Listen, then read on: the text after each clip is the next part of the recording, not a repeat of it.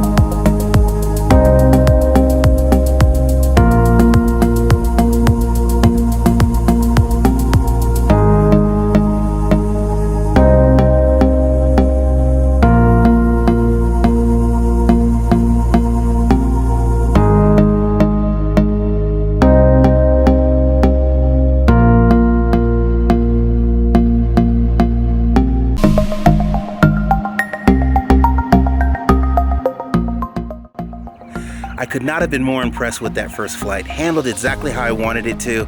And the main reason why I went with the Wasp frame is look how thick these arms are. I am not the best pilot. I'll admit I crash probably more than anyone else that you know. But I'm not concerned with the durability because of how thick the parts in this frame are. Both the top plate, the bottom plate, as well as the arms, everything is so thick on this thing, but it's not crazy heavy. So you're able to fly and throw those momentum-based moves, and it's a blast, it's a dream.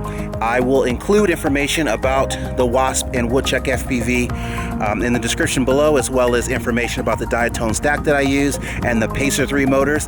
Thank you for watching, I appreciate it. Have a great day, fly safe. Please like and subscribe. Bye.